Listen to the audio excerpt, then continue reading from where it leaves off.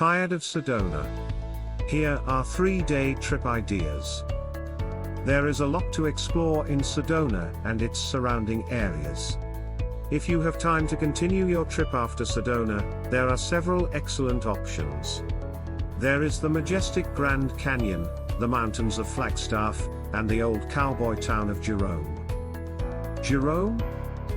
Located less than an hour drive from Sedona, Jerome is a mining town turned into a ghost town. There have been a few reported spiritual sightings, so beware. Below ground is what was once the largest copper mine in Arizona. Times grew tough and the mine closed down in 1953. The town experienced a small art revitalization, and today its population is at about 500. Jerome was built near the top of Cleopatra Hill, which allows for great views of the plains and not so far off mountains. The best way to experience the town is to stroll its streets and enjoy the views. The town center is a small area, so I wouldn't recommend buying a tour here. The art scene is very much still active here. There is an art walk every first Saturday of the month and plenty of art galleries to view. Plus there are some nice wine tastings downtown. Most places in Jerome close before sunset.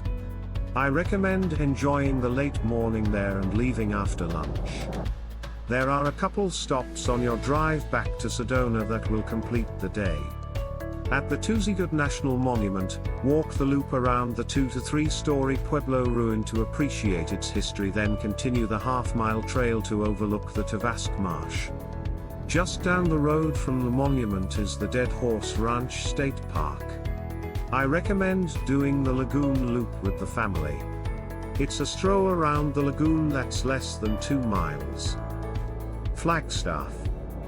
About 1 hour north of Sedona is Flagstaff. In contrast to the ghost town atmosphere of Jerome, Flagstaff has a college town vibe. Northern Arizona University, a public research university, is located downtown and enrolls approximately 30,000 students. Don't let that deter you. Visitors here come for the scenic hikes in the nearby forests. Aspen trees at the Lockett Meadow Campground. The town is surrounded by a ponderosa pine forest, which emits a sweet vanilla scent during the summer. In the autumn, the nearby aspen forest turns a vibrant yellow. Snow falls in the winter here, covering Mount Humphrey, the highest point in Arizona. Flagstaff experiences all 4 seasons distinctly, making this a great place to visit any time during the year. I recommend Flagstaff for those who enjoy the outdoors. When staying at Flagstaff, you may be able to visit the Sunset Crater National Monument, the San Francisco Peaks, Oak Creek Canyon, Wapotki National Monument, and many more. I personally recommend doing the Lava Tubes hike, which goes into a cold underground cave. Downtown Flagstaff has a fun, funky scene and several breweries for a great after-hike rest. Grand Canyon. Grand Canyon is one of the 7 natural wonders of the world. True to its name, the canyon is quite grand. From Sedona, the drive to the Grand Canyon South Rim entrance is 2 hours, North Rim is 3 hours, and the skywalk is 4 hours. I recommend going to the South Rim to save time. View from South Rim Trail. The South Rim is the most popular entrance in the park. I used my America the Beautiful pass to get past the entrance. I left my car in a parking lot and rode on the free park shuttle to travel throughout the park. Grand Canyon is internationally known, so don't be surprised by the amount of visitors. The shuttle service is an efficient way to get around because parking is limited. I have joint issues and continuous downhill trails make my knees ache. I stuck to the rim trail while my friends hiked down into the canyon. One of them even went to the top of the North Rim and came back to the South Rim in one day. I don't recommend doing this unless you've extensively trained for an ultra run. Looking at all our photos, the visit was worth it regardless of how we chose to enjoy the Grand Canyon. Bonus mention, Grand Falls. Grand Falls, also known as Chocolate Falls, is a 1.5-hour drive north from Sedona. An 8-mile dirt road leads to the falls.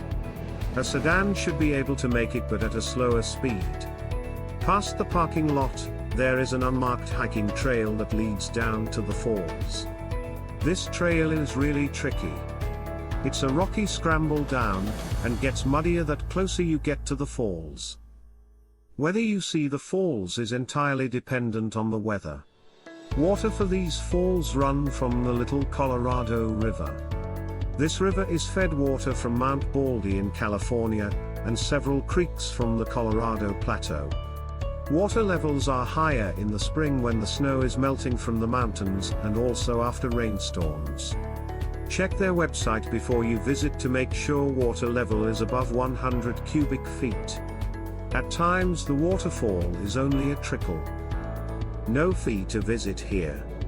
There are picnic tables, benches, and a restroom. Definitely bring your own toilet paper and hand sanitizer if you plan to use the restroom though.